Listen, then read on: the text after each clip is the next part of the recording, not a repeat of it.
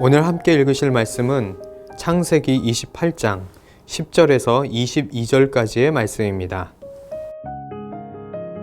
야곱이 브엘세바에서 떠나 하란으로 향하여 가더니 한 곳에 이르러는 해가 진지라.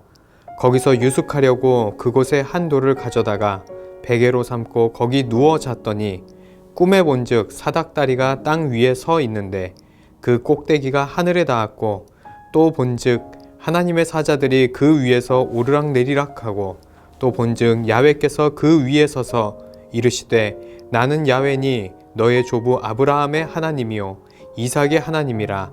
내가 누워있는 땅을 내가 너와 내 자손에게 주리니 내 자손이 땅의 티끌같이 되어 내가 서쪽과 동쪽과 북쪽과 남쪽으로 퍼져 나갈지며 땅의 모든 족속이 너와 내 자손으로 말미암아 복을 받으리라.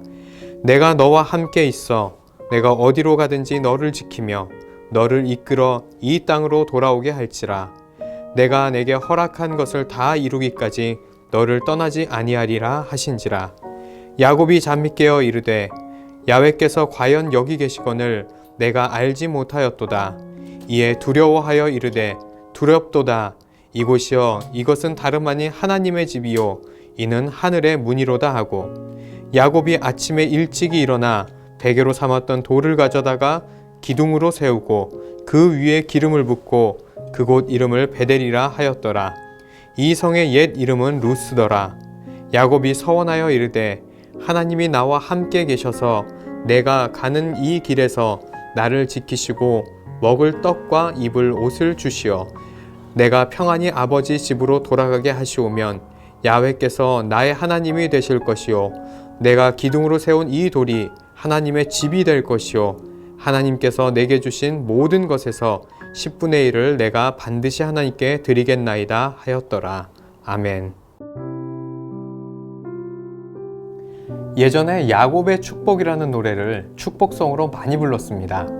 그때는 특별한 궁금증도 없이 이 노래의 가사대로 너는 하나님의 사람, 아름다운 하나님의 사람, 귀한 축복이 삶에 넘쳐날 거야 라며 누군가를 축복하면서 또 나를 향한 하나님의 은혜를 확신하면서 불렀는데 어느 날 이 노래의 제목에 대한 궁금증을 가지게 되었어요.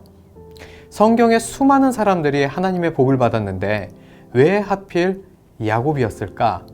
아브라함도 아니고 야곱이 무슨 축복을 받은 것일까 하고요.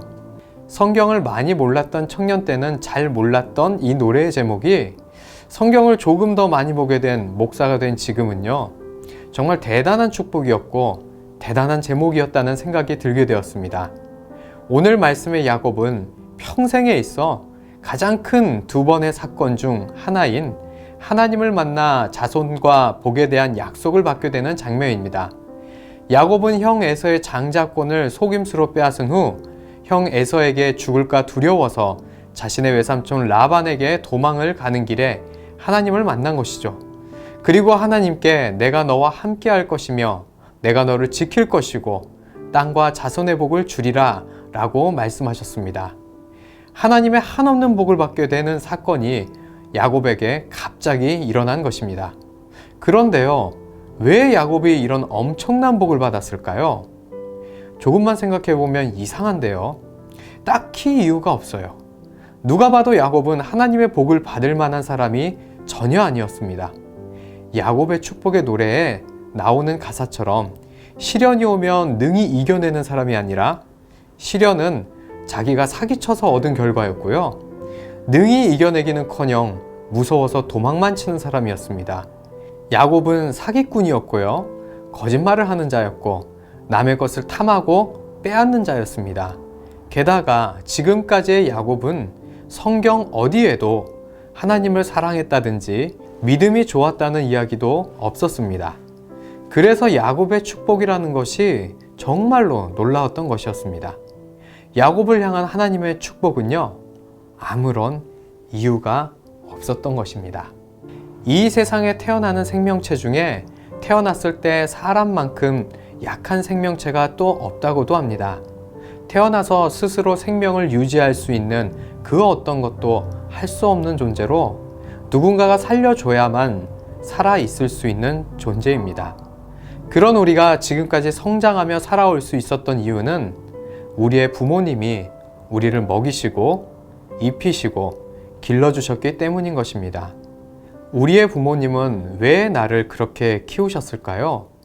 그것은요, 너무 당연한 이야기 같겠지만 우리가 부모님의 자녀이기 때문인 것입니다.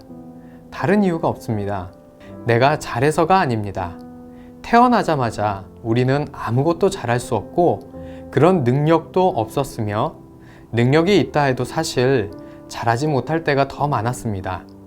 그런데도 그냥 내가 자녀이기 때문에 사랑하셨고 내가 자녀이기 때문에 먹이시고 자녀이기 때문에 용서하시고 자녀이기 때문에 길러주신 것입니다.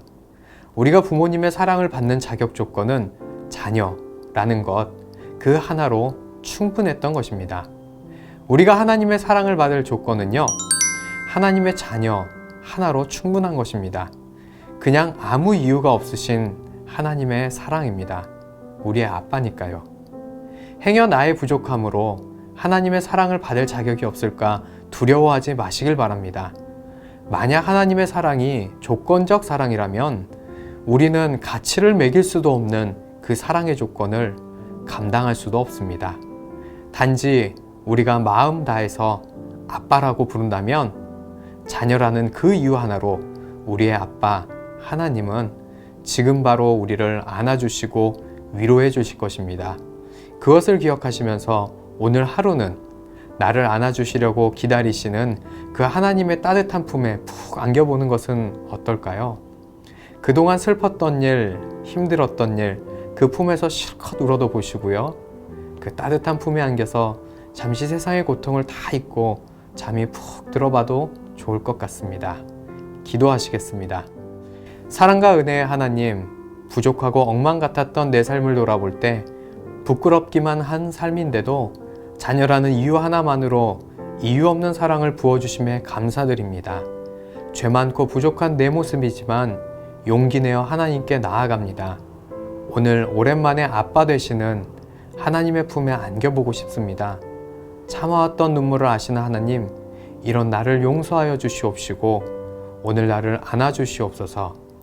오늘도 나를 사랑하시는 예수 그리스도의 이름으로 기도드립니다. 아멘.